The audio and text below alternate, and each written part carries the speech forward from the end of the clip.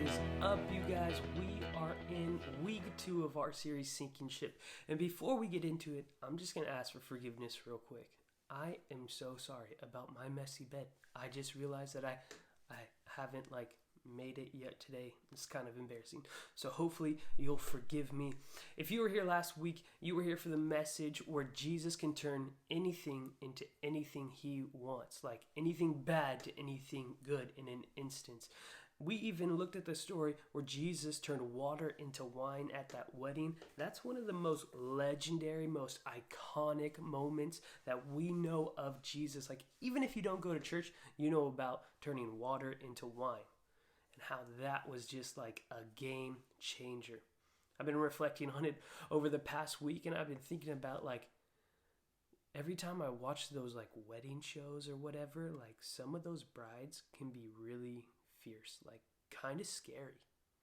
Anyways, I can only imagine what the one was there like. But anyways, we're in week 2, and this week we're going to be specifically focusing on the passage that we opened with, and that's in Matthew chapter 8. It starts in verse 23. Would you take a look at it with me? Verse 23, then Jesus got into the boat and started across the lake with his disciples. Suddenly, a fierce storm struck the lake, with waves breaking into the boat. But Jesus was sleeping. The disciples went and woke him up, shouting, Lord, save us.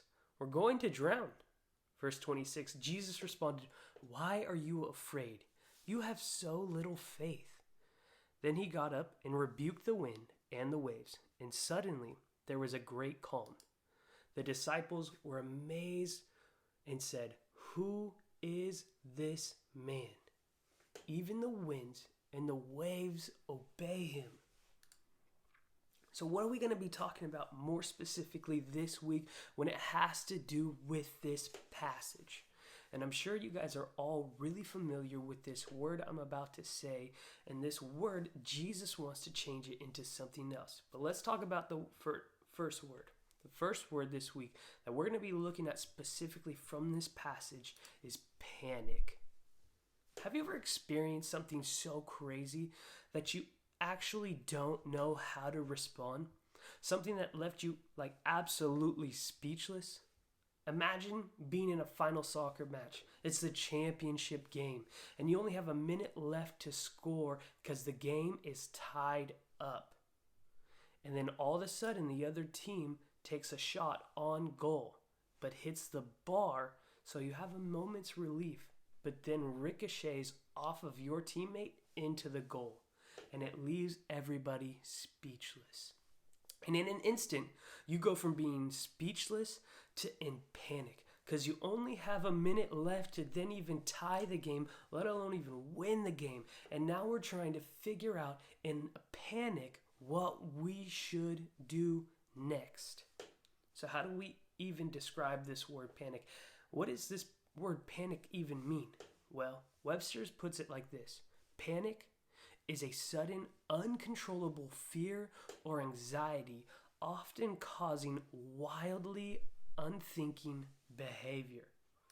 The disciples in that moment were in a panic, and we see them go to Jesus, and Jesus responds quickly. And here's what he says. Matthew 8:26 says, Jesus responded, why are you afraid, you of so little faith? Today I want to tell you that through all of this chaos, through all of this madness, God wants to take your panic right here, right now, and turn it into peace. If I'm going to be totally honest with you, during this time, it doesn't seem like peace is totally achievable. But what does it mean to have peace? How do we even receive peace from God? And I was going through studying for this message. You know what I found? Peace, most of the time, is something that we have to actively pursue. If I'm being totally honest, a lot of us, when we come to a relationship with Jesus, think of peace as something that you can literally just pray for, and every single time it's going to happen in that moment. And let me tell you this, Peace like that is a miraculous thing, but more often than not, peace is something that we have to work for. Hebrews 12:14 says it like this: make every effort to live in peace with everybody and to be holy. You know, I think it's important that we look at this verse and really ask ourselves, are we taking every effort to live in peace? You know, I think of a time like this, and to be honest, I think right now the enemy, or the devil, however you want to put it, is loving the world at this moment. He's loving the thought processes people are having. They're living in peace, or not in peace, but in full panic. And I think about that verse, John 10:10, that says, the thief comes only to steal, kill, and destroy. And for most of us today, we really feel like we're being robbed. And a lot of us today are feeling more alone than ever before. But I love the backside of that verse in John 10:10, and it says, it's Jesus literally speaking, and he says, I have come that they may have life and have it to the full. You see, we see two very different things. Jesus stating clearly what the enemy wants, and what a lot of people are experiencing right now. They're feeling robbed of their peace, robbed of their normal life, robbed of a lot of things, robbed of their community. But God says, I have come that they may have life and have it to the full. I don't know about you, but that sounds really nice to me right now. So how do we live in peace in these times of chaos? Well, first and foremost, we need to get our relationship with God right.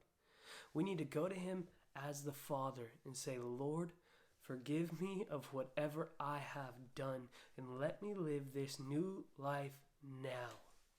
And there's a passage in Galatians 5:22, and it talks about the fruit of the Spirit, of that moment when we pursue a relationship with Jesus. And these are some of the things that we should be living with. Galatians 5:22 says this, but the fruit of the Spirit is love, joy, peace, forgiveness, kindness, goodness, and faithfulness. We need to be living with these things.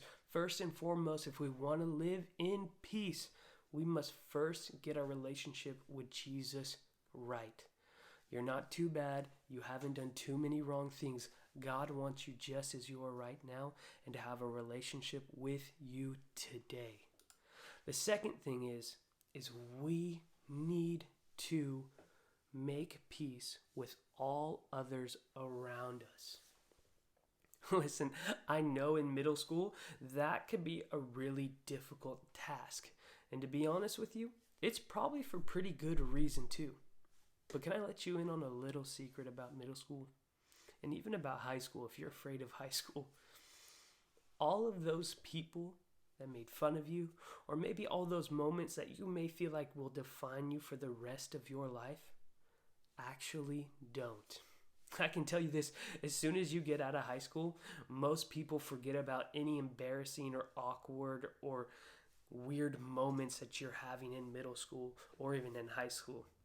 I'll tell you this, I remember my first day out of middle school, and there's a kid, I won't mention his name, who specifically sought me out to mistreat me. And he did it throughout all of middle school and embarrassed me as much as he could, and then in high school. But guess what? The moment that I was done with school, I've never seen him or spoke to him or anything since then. But you know what affected me about that? Was all of the things that I may have said or I may have done to him, to that person or that bully, however you look at them. Because regardless of what they did, I had a choice of my own actions, and now I had to deal with not being at peace with everybody. There was a moment where I did get an opportunity to ask for forgiveness for all the things I had said. I didn't ask him to say sorry for all the things he did. I asked for forgiveness for what I had said or maybe done to him, because I wanted to be at peace with everybody. And in order to feel peace, we must be at peace with everybody. Now, I love how in that verse it says, as far as it depends in Romans 12:18. Let's take a look at it right now. Romans 12:18. If it is possible, as far as it depends on you, live at peace with everyone. I love, again, how they say that in this verse. As far as it depends. And when I think of that, when it comes to asking for forgiveness or saying sorry, I don't think that means we just say it one time or ask one time. I think that means we continuously ask until they forgive, or at least to the point where they know it is very obvious that we want forgiveness. We are seeking to come back together or be at peace with one another. And I don't think there's anything wrong with going and asking for forgiveness over and over again, because the moment we are able to be at peace in between us and another person will be the moment we are more open to receiving peace from God and living in peace during a time of chaos. Now, the last thing I want to encourage you guys with this, if we want to be at peace, if we want God to turn our panic into peace, this is the last thing I need you to hear me say. We have to be open to having and receiving peace. Honestly, every morning that I wake up and think about maybe being at peace for the day, I start to feel this thing called guilt. How or why should I be at peace during this time where people are actually dying and people are getting sick and people are losing jobs and we're not allowed to go outside, we can't go to school, people can't go to work? How am I supposed to live at peace during those times? And it makes us feel really, really, really guilty. Man, the truth is, people want to follow people who are at peace in times of chaos. What good does it bring if we sit there in guilt? People who are living in distress draw near to people who are living at peace because it's what they desire. And when they live at peace, when you live at peace, when I live at peace, we will have clearer thoughts, clearer processes. We no longer will live in panic and making split emotional decisions. We will be living in peace. But we have to be open in receiving peace if we ever want God to turn our panic into peace. So let's begin to wrap up real quick. One, the first thing we need to do when letting our panic be transformed into peace is we need to get right with Jesus today, right now, in this moment. We need to make sure our relationship with Him is good. The Bible talks about the peace of God is above all understanding. Like, we won't actually understand where this peace comes from unless we have a relationship with Him. One, get right with Jesus. Two, make peace with all others around us. Not just bullies at school, but maybe you and your parents, maybe you and your siblings, maybe you and your uncle, your grandfather, or whoever it is. Make sure you are at peace with everybody so you can be at peace with yourself. And third and lastly, be open to receiving and having peace. I know there's a lot of things going on in this world, but the best way we can help those people who are living in turmoil or in panic is to bring peace into their life. And we must have to get peace first, and that's from God above.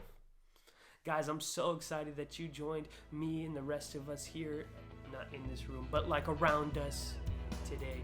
And I look forward to next week. We'll catch you later.